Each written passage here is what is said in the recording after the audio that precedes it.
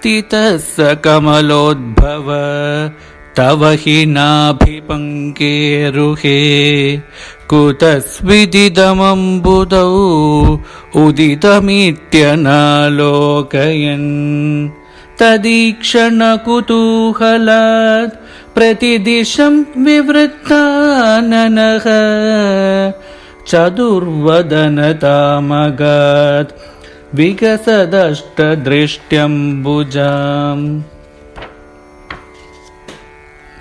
महार्णवविघूर्णितं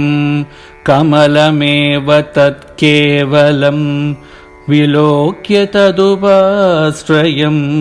तव तनुं तु नालोकयन् क एष कमलोदरे महिदनिस्सहायो ह्यहं कुतस्विदिदमम्बुजं समजनीति चिन्तामगात् अमुष्य हि सरोरुह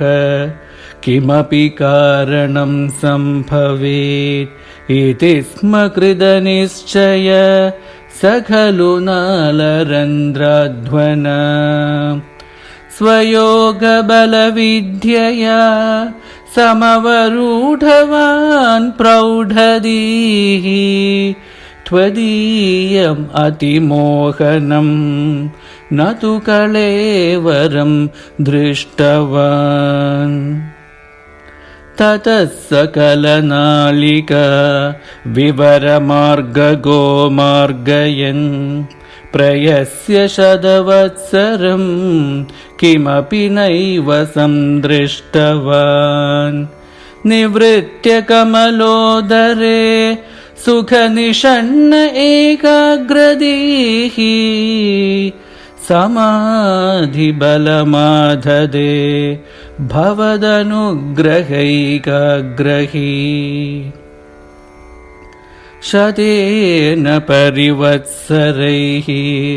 दृढसमाधिबन्धोल्लसत् प्रबोधविशदीकृत स खलु पद्मिनी सम्भवः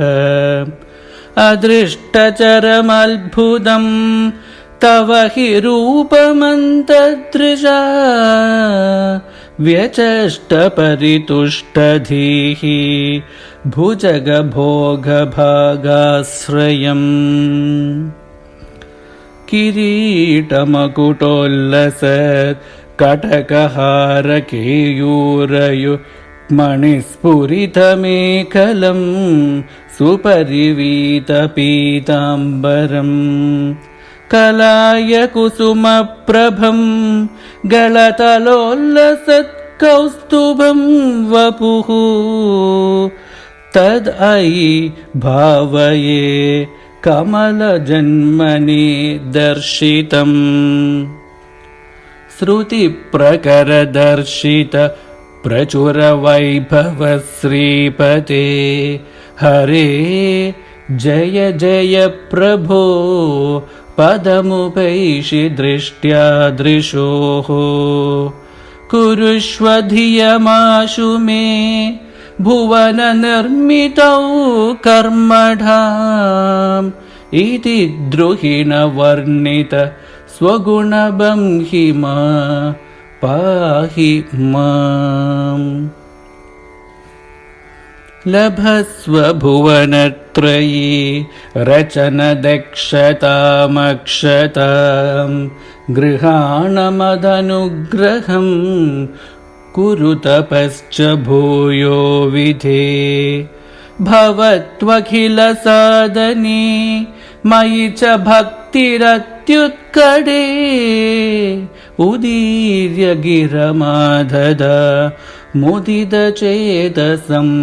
वेधसम् शतं कृततपास्तद स खलु दिव्यसंवत्सरान् अवाप्य च तपोबलं मतिबलं च पूर्वाधिकम् उदीक्ष्य किल कम्पितं पयसि पङ्कजं वायुना भवद्बलविजृम्भित पवनपादसि पीतवान् तवैव कृपया पुनः सरसिजेन तेनैव सह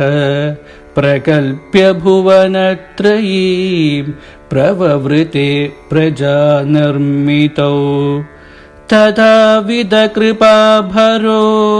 गुरुमरुत्पुराधीश्वर त्वमाशु परिपाहि मां गुरुदयोक्षितैरीक्षितैः. श्री गुरुवायूरप्पा शरणम्.